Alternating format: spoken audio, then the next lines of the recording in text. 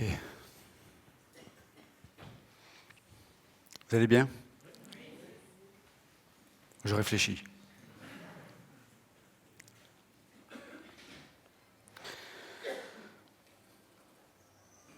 Est-ce que ça vous dérangerait si on fait quelque chose un peu particulier ce matin?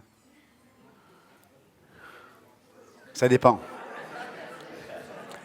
L'amour ne soupçonne pas le mal. Non, vous inquiétez pas. Euh, non, j'aurais aimé peut-être que les pasteurs puissent venir sur l'estrade. Et pasteur Jean-Luc, pasteur Luigi, pasteur Ambroise, pasteur Georges. Vous pouvez venir? Oui.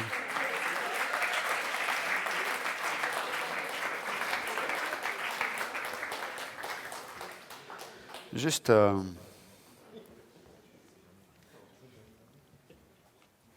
ne veux pas vous piéger, mais juste, je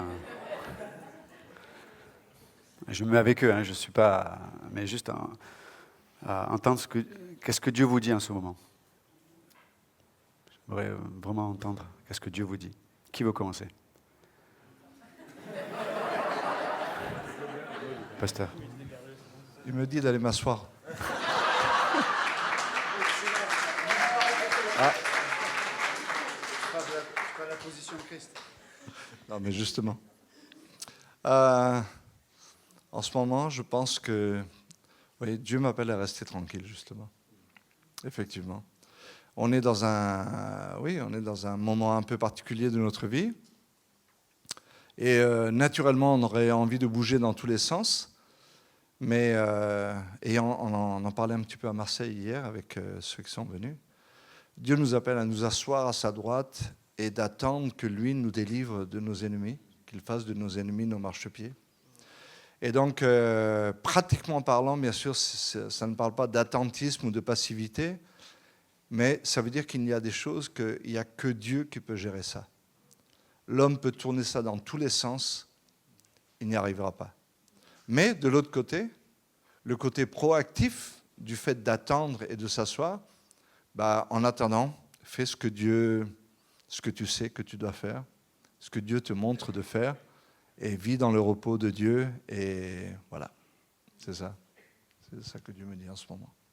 Et est-ce que, un exemple pratique peut-être pour les frères et sœurs? Alors, un exemple pratique, si vous passez par un moment difficile, et c'est au-dessus de vos capacités, au-dessus de vos moyens, au-dessus de votre intelligence même, ça ne sert à rien de vous fatiguer. Donnez ça à Dieu, occupez-vous de choses qui sont intéressantes, occupez-vous des autres et laissez Dieu s'occuper de ça. Parce que le psaume 110 qui parle de ça, c'est un psaume messianique qui parle de Jésus. C'est de Jésus simplement qu'il est parlé. Même si c'est David qui l'a écrit, c'est une prophétie qu'il a donnée, sans même savoir véritablement, peut-être, ce qu'il écrivait véritablement. En tout cas, pour qui il écrivait ça.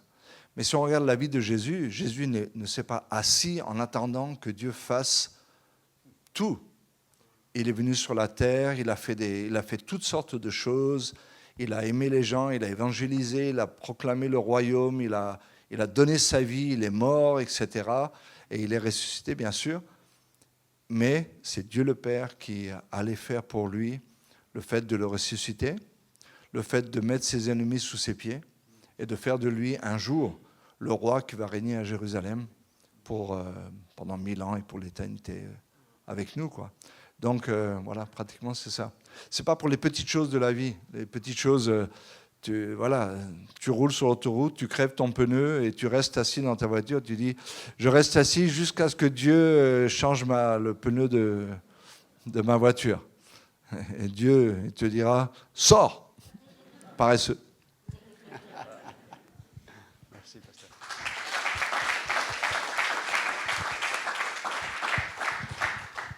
Je pense que c'est une question. Parce qu'est-ce que Dieu me dit en ce moment? Je sais pas.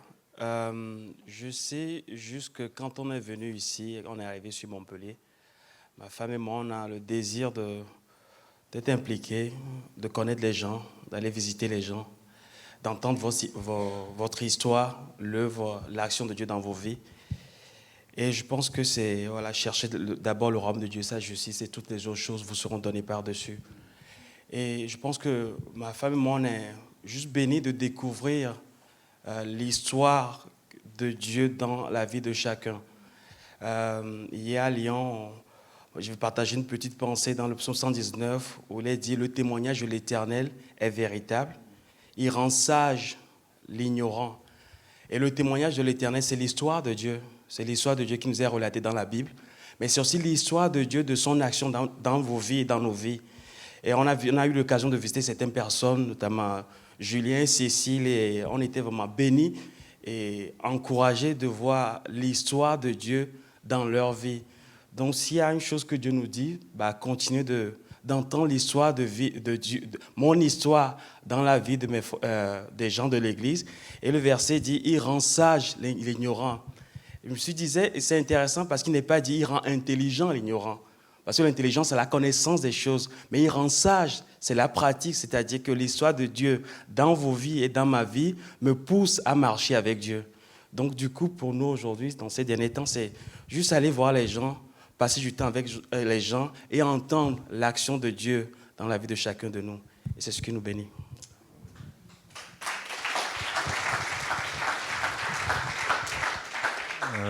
Il rend sages les ignorants.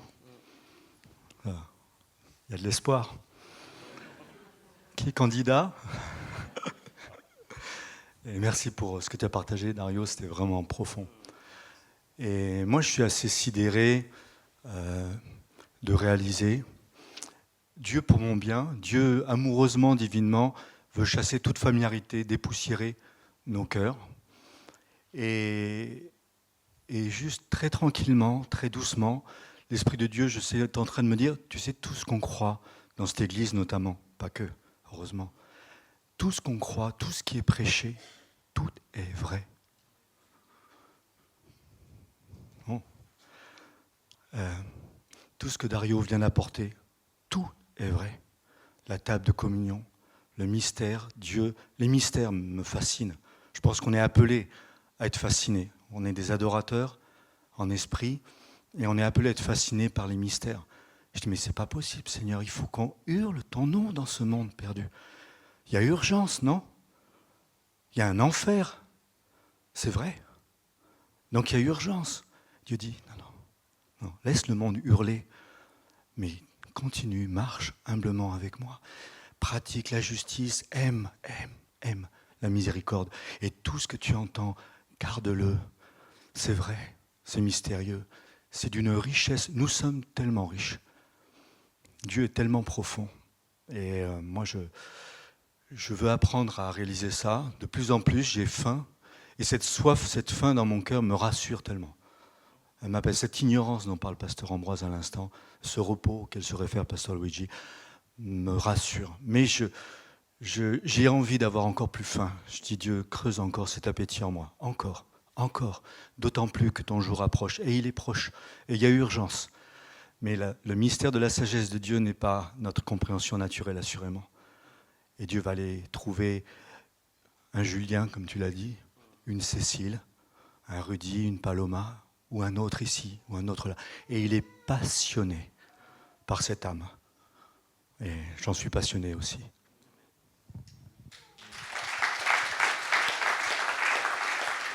Ouais. Moi, personnellement, c'est ce qui me plaît beaucoup en ce moment, c'est, je vais dire, alors c'est difficile des fois les mots, quand on découvre un autre aspect de Dieu, de trouver les mots, parce que justement, quand on découvre Dieu un peu plus, c'est toujours dans des aspects que nous ne considérons pas. Donc, je découvre Dieu dans tellement de domaines où c'est pas que je ne pensais pas qu'il y serait, c'est que je ne savais même pas que ces domaines-là existaient, en vérité, puisque c'est lui qui me les révèle. Et juste la pensée, c'est que, je crois que c'est 1 Corinthiens 2 qui dit « Il n'est pas encore monté au cœur de l'homme ce que Dieu a préparé pour ceux qui l'aiment. » Là où vous êtes, là où je suis, on a été placé pour quelque chose. Les gens que nous côtoyons, et je réalise ces derniers temps que que Dieu se trouve même là où on pense qu'il n'y est pas. Parce que nous, on dit les gens ne sont pas sauvés, il n'y a pas Dieu. Vous voyez? Les gens ne croient pas en Dieu, il n'y a pas Dieu. Mais bien sûr qu'il y a Dieu. Le royaume de Dieu n'est pas loin. Il ne vient pas de manière à frapper les regards. Des fois, vous pouvez entendre parler de Dieu par des chrétiens, beaucoup de Dieu et d'Alléluia, et Dieu n'est pas vraiment là. Il est par là. Voyez, c'est pas ce qu'on dit, c'est pas ce que. Et moi, cette partie-là qui m'étonne, dernièrement, je ne pourrais pas le raconter là, ça serait long, mais j'ai vécu plusieurs situations où, enfin, je ne sais pas comment dire, naturellement, ou dans ma connaissance, dans mon expérience, Dieu m'a envoyé dans une situation où je me dis, pourquoi tu m'y envoies, tu n'y es pas. Et en fait, Dieu m'enseigne, il me dit, ah bon, j'y suis pas. Mais j'y étais bien avant que tu naisses. Enfin, vous voyez, je vous le dis avec des mots d'homme. Et c'est impressionnant parce que c'est comme... et vous arrivez à un endroit, vous priez pour que Dieu y soit, et Dieu y est déjà, bien sûr, parce que qui nous a poussé à prier pour qu'il y soit? C'est le même. Et c'est, voilà, ça, moi, cette partie-là, et du coup, ce jeu me plaît bien. Je me dis, waouh, demain, peut-être demain, où est-ce que je vais trouver Dieu là où je ne m'y attends pas? C'est où qu'il va être? Chez qui je vais trouver Dieu là où je ne m'y attendais pas, ou plus peut-être? Ou plus? Et il y a moi là-dedans. Est-ce que je vais trouver Dieu en moi dans ce domaine sur lequel, bon, ça fait un moment que je prie parce que je n'ai pas la capacité de lui, d'elle, de l'autre. Je ne suis pas né comme ça, moi. Est-ce que je peux être encore en attente d'être surpris que Dieu puisse se trouver là où je m'y attends le moins? Voilà, un peu ce qui me passionne, me plaît. Et je dis, j'aime bien ce jeu-là. De dire, bon, demain, je sais que lundi, mardi, je sais tout ce que je vais faire. Donc, je sais que dans ces choses-là, Dieu sera avec moi. Si je tombe, il sera avec moi. Mais après, il y a toutes les autres choses que je ne sais pas et où Dieu a de grandes chances de se trouver. Même, il y sera. Vous voyez, les mots sont difficiles. Hein. Voilà un peu la pensée. Merci, pasteur.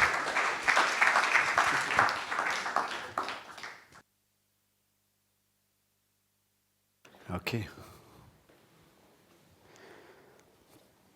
C'était bon, hein? Wow. Je voulais commencer une étude sur l'Épître aux Galates. Peut-être on peut juste se lever pour changer de position puis honorer l'Écriture. Je ne serai pas long ce matin, évidemment. C'est ce qu'on dit dans ces cas-là, je sais.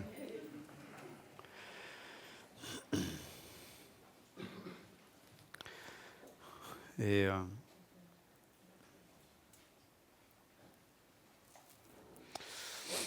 donc, Galates chapitre 1, au verset 1.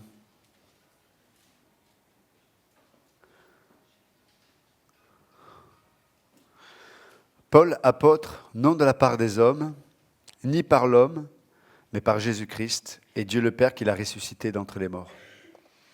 Et tous les frères qui sont avec moi aux assemblées de la Galatie.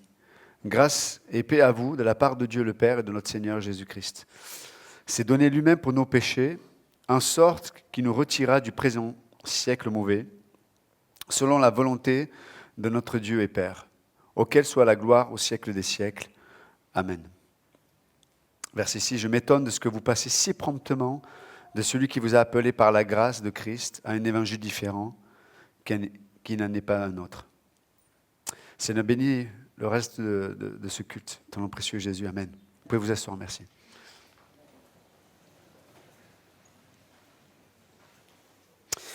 Et donc Paul, c'est une des épîtres les plus importantes. C'est une des plus courtes de Paul, mais c'est une des plus importantes parce que, vous savez, à l'époque, c'était pas fait, notamment pour Paul, d'être reconnu en termes d'autorité, réelle dans ses relations avec les églises, mais aussi en termes d'autorité dans ses écrits. Et on voit que Paul a dû démontrer son autorité et qui il était aussi, devant Dieu, pour Dieu et pour l'Église. Et donc il y avait une attaque spécialement bien ciblée sur Paul, son ministère, et même sur son enseignement notamment. Et l'Épître aux Galates répond à ce genre de questionnement. Et dans le contexte, c'est des chrétiens qui ont une théologie de judaïser même les païens. C'est-à-dire que, oui, Jésus permet que vous fassiez partie du peuple élu. Et c'est pour ça qu'il voulait imposer la loi juive, et notamment la circoncision, même aux païens. Et donc, alors que Paul était utilisé par Dieu pour évangéliser, puis les gens se convertissaient, il restait un moment, il enseignait, puis il allait ailleurs. Mais ces gens passaient derrière et puis enseignaient autre chose. Et c'était en contradiction avec Paul. Et le seul moyen pour eux, de contredire Paul, c'était de dénigrer l'autorité de Paul. Et c'est pour ça que Paul commence son épître en disant Paul, apôtre, non de la part des hommes, ni par l'homme, mais par Jésus-Christ et Dieu le Père qui l'a ressuscité d'entre les morts. Et c'est intéressant de voir que on reprochait plusieurs choses à Paul, mais dans cet épître, il va ramener un élément qui est, je dirais, essentiel pour la vie chrétienne. C'est la liberté. Paul veut mettre en avant la liberté que Dieu nous a donnée en Jésus-Christ. Et on peut voir qu'il y a plein de choses qui, autour de nous et en nous, veulent nous priver de cette liberté. Et Paul va mettre la lumière sur ce que signifie vraiment la liberté. C'est quoi la liberté? C'est de faire ce que je veux? Non. La liberté, c'est d'avoir la puissance de Dieu, de pouvoir rencontrer Dieu dans sa volonté pour ma vie. La liberté. C'est-à-dire qu'un homme, une femme ici-bas peut être énergisé par Dieu lui-même pour rencontrer sa volonté et être un outil pour manifester et vivre la volonté de Dieu pour lui et pour elle. Mais non pas comme une œuvre, mais comme le résultat d'une relation et l'expression d'une vie. La liberté, c'est une vie qui manifeste un fruit, d'une façon ou d'une autre. Et c'est pour ça qu'il va parler notamment de la justification par la foi. Si l'homme n'est pas justifié par la foi, il n'est pas libre. Parce qu'il est tenu par le devoir de ses œuvres, par le devoir du mérite. Et là où il y a mérite, là où il y a besoin de mérite, il n'y a plus la grâce. Et s'il n'y a plus la grâce, faveur est méritée, il y a une faveur qui est donc méritée. Et vous savez, l'être humain est religieux. Vous savez, sur Terre, il n'y a que 4% de la population mondiale qui est athée. C'est-à-dire qu'il y a 96% de la population mondiale qui croit à un Dieu, à des dieux ou à quelque chose. L'homme, et même les athées, croient en l'homme, donc eux-mêmes eux sont croyants. Mais d'ailleurs, le lien entre un athée et un religieux, c'est que les deux croient en leur propre capacité de pouvoir mériter une approbation divine ou être assez bon pour répondre à un besoin peut-être de conscience, de culpabilité. Donc, on voit que c'est notre nature, c'est ta nature, c'est la mienne, de désirer, de vouloir mériter, de désirer, de vouloir accomplir, de désirer, de mériter quoi que ce soit. Et donc, c'est la nature humaine. Et donc, ces gens viennent après Paul et nourrissent, au travers de leur enseignement, la nature de l'homme sans Dieu. Et c'est pour ça que Paul, on le verra dans l'Épître aux Galates, il dit, mais vous qui avez commencé par l'Esprit, j'espère que vous n'allez pas finir par marcher par la chair. Et là, marcher par la chair, ce n'est pas aller coucher avec des femmes ou des femmes avec des hommes ou aller voler. Non, c'est de rentrer dans des œuvres, les œuvres de la loi. C'est ça, marcher par la chair aussi. Après, il parle plus loin, il parle de celui qui marche dans la chair et qui vit dans l'impudicité, etc., etc. Il va traiter ça, mais il donne les deux facettes de la pièce de la chair. Vous avez ceux qui sont dans l'essence pour le péché, ils font n'importe quoi. Et vous avez l'autre facette de la pièce, c'est les religieux. Et la question qu'on devrait se poser ce matin, tous, quel est l'élément qui détermine ma paix, mon assurance et ma sécurité ce matin?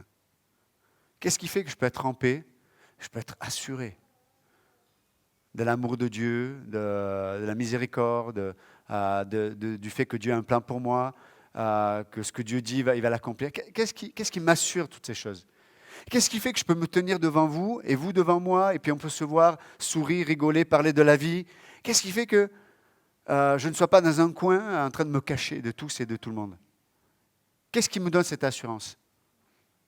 C'est intéressant de voir que très souvent, et notamment le religieux, son assurance c'est « Hey, cette semaine j'ai pas mal prié. Wow. Gloire à Dieu, gloire à moi derrière, mais gloire à Dieu, j'ai tellement prié, et puis j'arrive dans l'église, je suis... Ça va les frères? On a Ou alors, j'ai évangélisé cette semaine, mais vraiment, même Dieu n'aurait pas fait mieux, quoi. Et on a cette assurance, on a vraiment cette... Et Dieu dit, mais c'est ça ton assurance? C'est ça? Mais ta vie est triste. Tu es pauvre, comme disait Dario. Tu es nu, tu n'as rien. Non, notre assurance, mes amis, c'est pour ça qu'on l'a chanté par la foi aussi, digne est l'agneau. Mon assurance, c'est l'œuvre de Christ. Je peux me tenir devant vous, et comme Paul pouvait se tenir devant ses détracteurs en disant, mais je suis l'apôtre et c'est Dieu qui m'a appelé. Mais pas par mes œuvres. Non pas par ce que je peux vous présenter comme ma liste de ce que je suis capable de faire, de ce que j'ai fait. Mais la liste que je vous apporte, c'est l'œuvre de Christ. Tout à l'heure, on disait dans la prière, il y a un sang qui parle plus que celui d'Abel, dans l'Épître aux Hébreux, chapitre 5. Il y a un sang qui parle plus que celui d'Abel. Il y a un sang qui traverse l'univers et qui rejoint un Dieu transcendant et qui lui dit, tout est accompli, le sang de Jésus-Christ.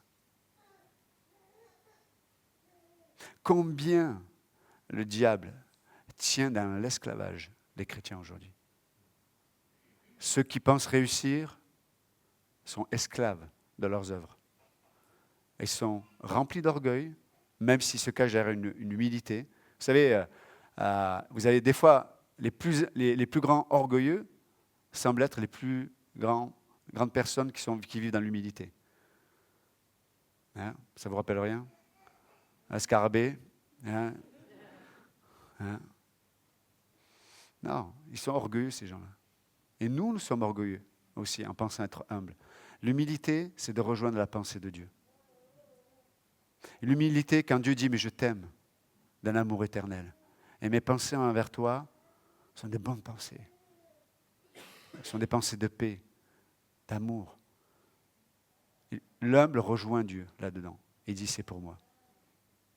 Mais l'orgueilleux, le religieux que nous sommes très souvent, fait que nous vivons au travers de principes, mais en vérité, nous vivons, mais notre relation avec Dieu devient impersonnelle. Et c'est nos principes qui nous font vivre, et non pas notre relation personnelle avec Dieu. Nous sommes appelés à la liberté. À la liberté. Et puis, il y a l'autre facette de la pièce aussi. Il y a beaucoup de chrétiens aujourd'hui qui vivent dans la culpabilité. C'est un moteur aussi, la culpabilité. Ah, tout ce que j'ai échoué, là, il faut que je réussisse, il faut que je me rattrape, quoi.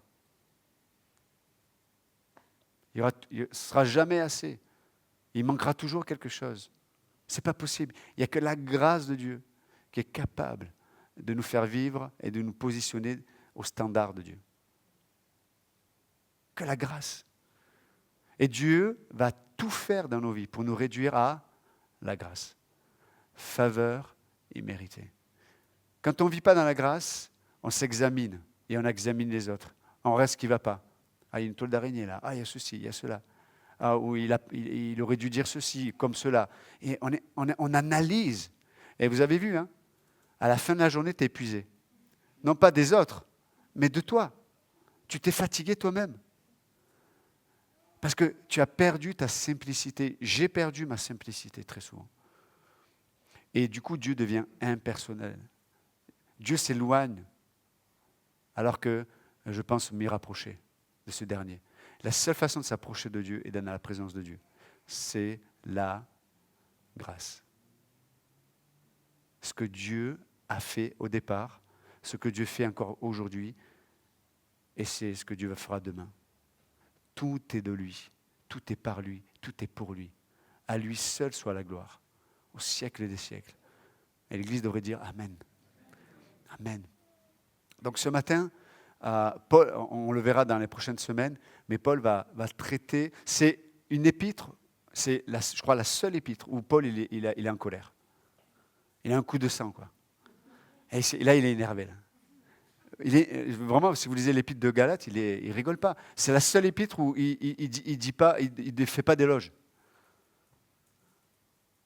D'entrée, le premier verset, il fait une doxologie à la gloire de Dieu, puis d'un coup, il dit, mais je m'étonne que vous vous détourniez si facilement vers un autre évangile.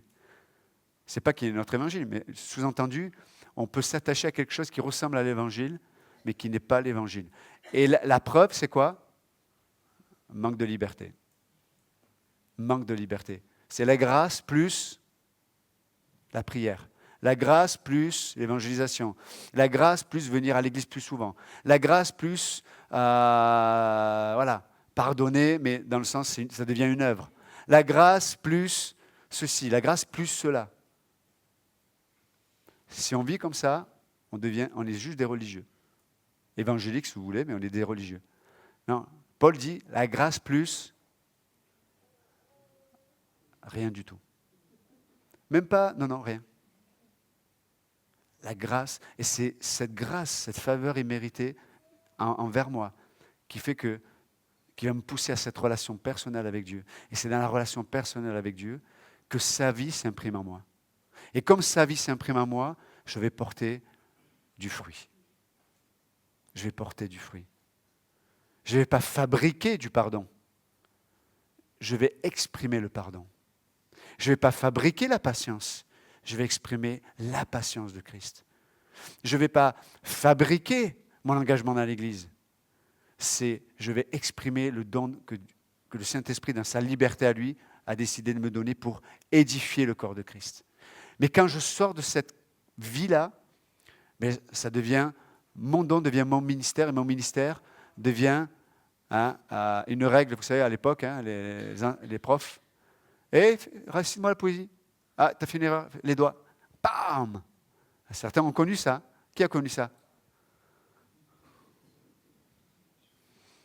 Et vous avez de la chance que je ne sois pas professeur, parce que moi j'aimerais... ça me plairait ça.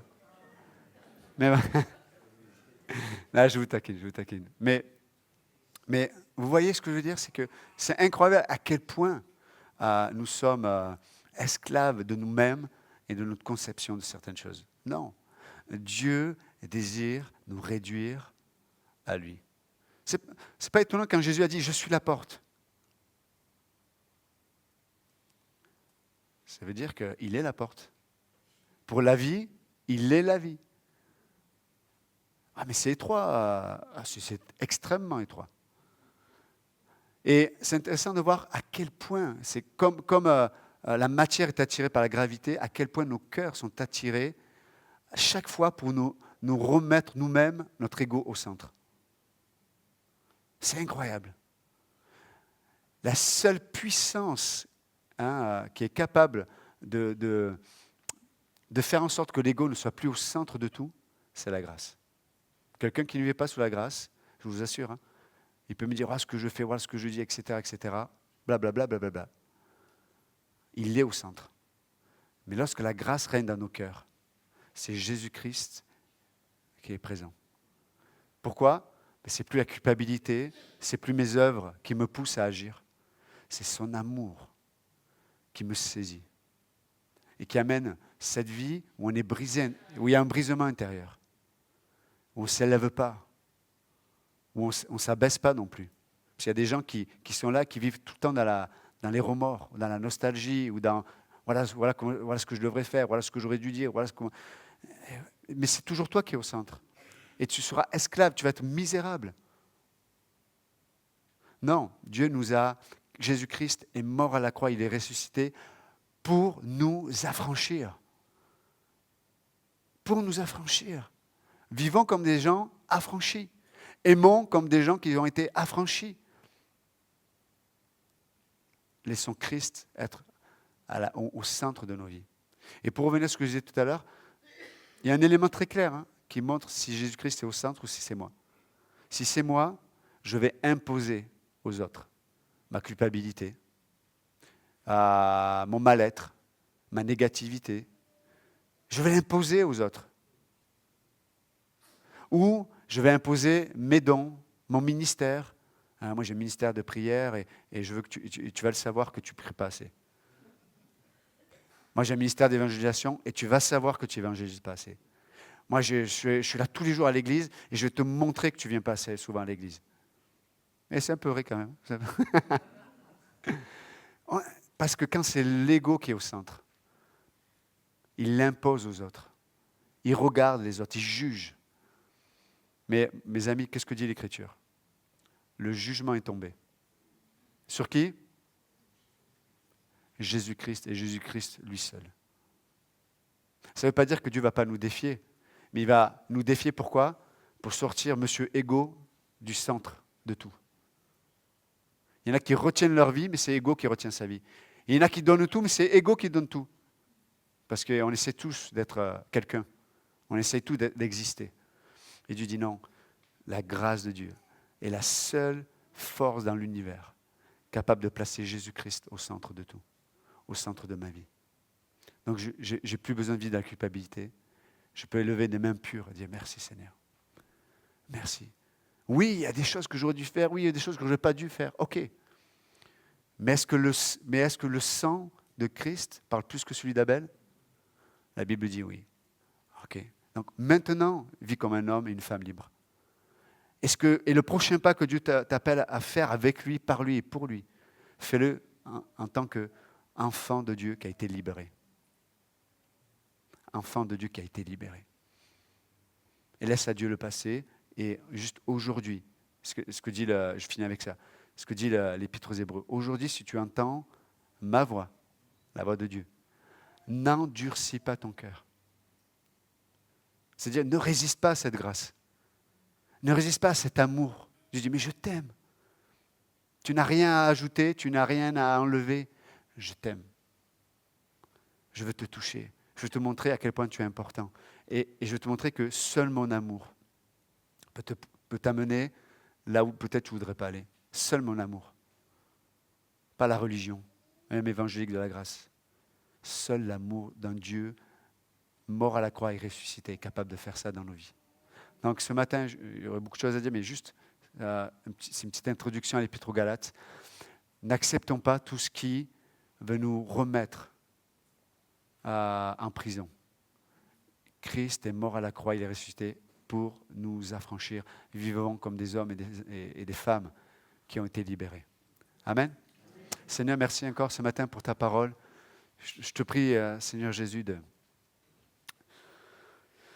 voilà, tu connais nos vies aux uns et aux autres ici. Tu sais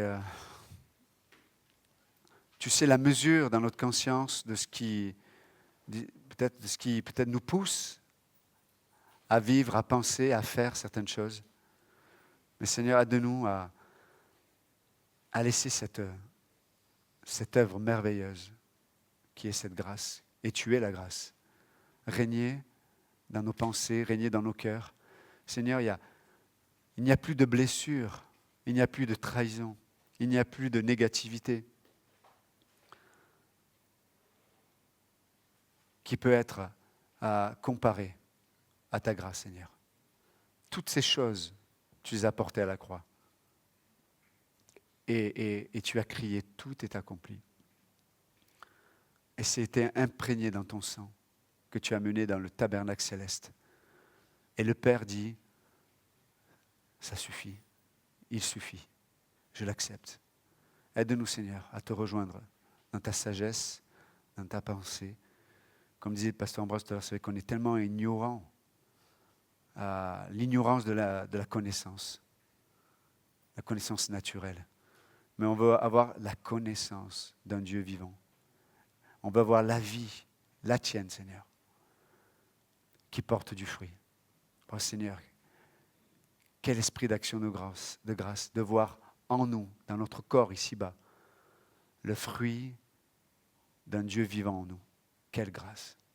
Et Seigneur, si ce n'est pas le cas ce matin, si vous êtes enfant de Dieu, et peut-être ça fait longtemps que vous n'avez pas vu la vie de Dieu manifester ses fruits en vous.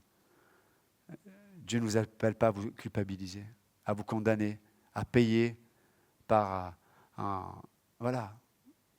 vivant une vie misérable. Non, Dieu vous dit maintenant, mon fils, ma fille, j'ai payé pour toi. Et le sang qui te couvre, et le sang qui t'a purifié, le sang qui a effacé tes péchés passés, présents, futurs, parle encore dans la présence du Père. Et il t'appelle, et il nous appelle. Il dit, viens maintenant, viens. Non, merci Seigneur. Si quelqu'un ne connaît pas Jésus-Christ, vous avez entendu parler de lui, peut-être vous connaissez beaucoup de choses à son sujet, mais peut-être vous ne connaissez pas de façon personnelle ce Dieu vivant, Jésus-Christ, Dieu fait homme, ressuscité. Il est vivant, il est là aujourd'hui, maintenant. Et comme on l'a dit tout à l'heure, n'endurcis pas ton cœur. Juste donne-toi à lui. Tu peux t'abandonner entre ses mains. Ses mains ont été percées, la preuve de son amour pour toi et pour moi. Donc ce matin, vous pouvez juste prier cette prière, dire Jésus-Christ, je veux t'accepter comme mon sauveur. Je crois à ton amour. Je crois que ta mort est suffisante. Et je crois que tu es revenu à la vie. Seigneur, je veux te rencontrer. Deviens mon sauveur. Et je prie cela dans ton nom précieux Jésus. Amen. Si vous avez fait cette prière ce matin, juste, n'hésitez pas à venir me voir, venir voir un pasteur, afin qu'on puisse se réjouir avec vous de ce que votre nom est écrit dans les cieux. Seigneur, te remettons le reste de cette journée. Amen. Que Dieu vous bénisse.